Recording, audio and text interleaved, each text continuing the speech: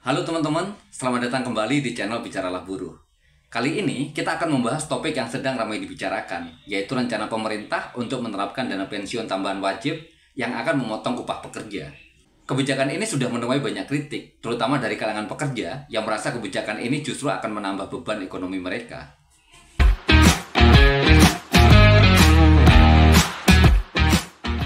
Kita tahu, pensiun adalah salah satu aspek penting dalam kehidupan yang perlu dipersiapkan dengan baik.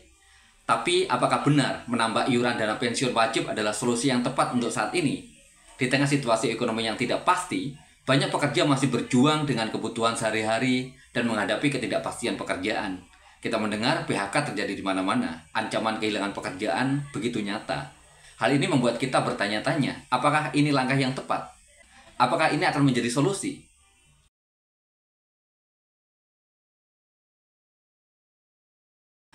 Rencana pemerintah ini adalah tindak lanjut dari peraturan yang memungkinkan adanya program pensiun tambahan yang bersifat wajib bagi pekerja dengan penghasilan tertentu. Pemerintah beralasan, manfaat pensiun yang diterima oleh pekerja saat ini masih sangat kecil. Hanya sekitar 10-15% dari penghasilan terakhir. Padahal standar ideal yang diusulkan oleh lembaga internasional adalah sekitar 40%. Untuk mencapai tujuan tersebut, pemerintah berencana menambah iuran melalui lembaga non-bank seperti dana pensiun pemberi kerja atau DPPK. Namun, sampai sekarang belum ada kejelasan tentang seberapa besar iuran tersebut dan siapa saja yang akan terkena dampaknya. Peraturan ini diperkirakan akan baru diterapkan pada Januari 2025.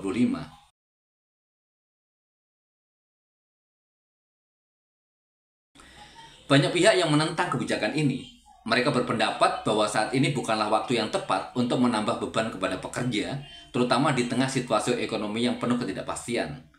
Para ahli ekonomi dan pakar jaminan sosial mengatakan bahwa kenaikan iuran ini hanya akan mengurangi daya beli pekerja yang pada akhirnya akan memperburuk situasi ekonomi masyarakat kelas menengah ke bawah.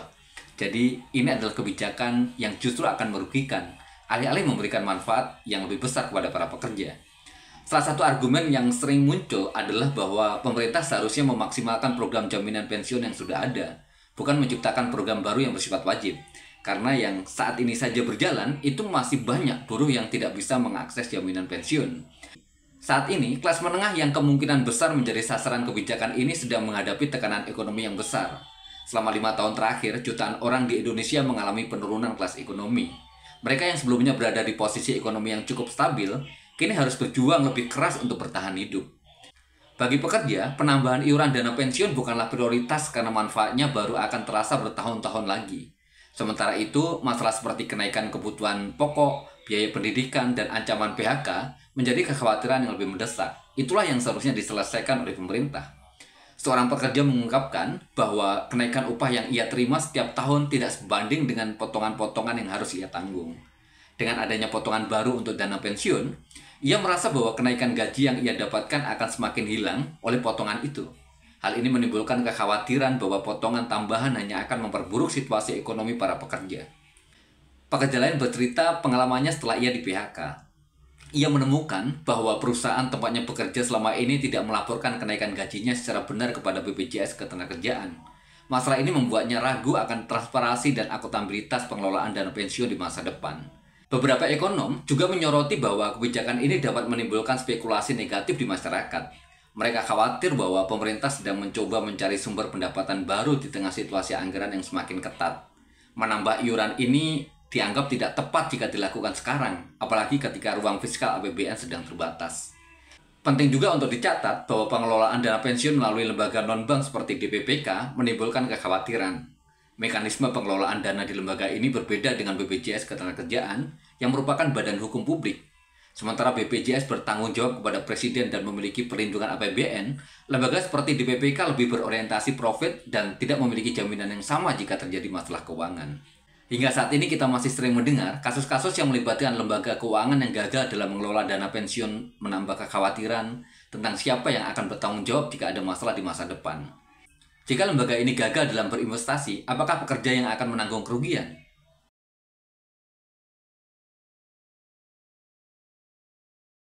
Kebijakan ini menimbulkan pertanyaan besar. Apakah waktunya tepat?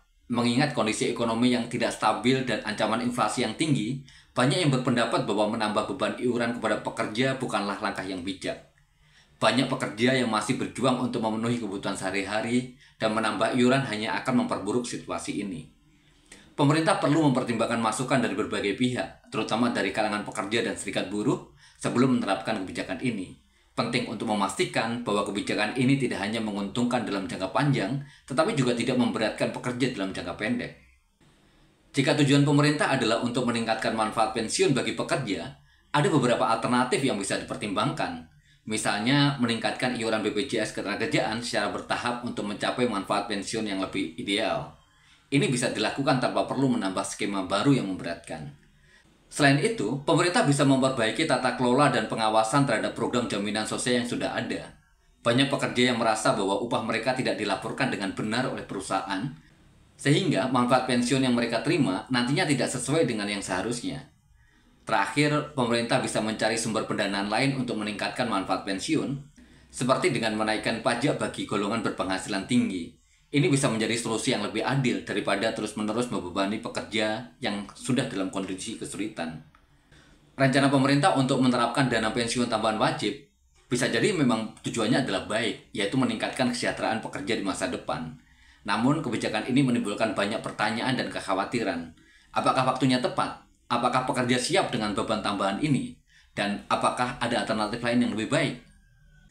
Sebelum kajian ini diterapkan, pemerintah perlu melakukan kajian mendalam dan mendengarkan masukan dari berbagai pihak.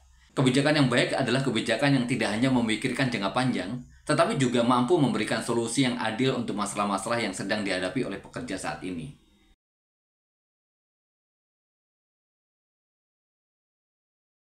Terima kasih sudah menyimak video ini hingga akhir. Apa pendapat kalian tentang rencana dana pensiun tambahan wajib ini?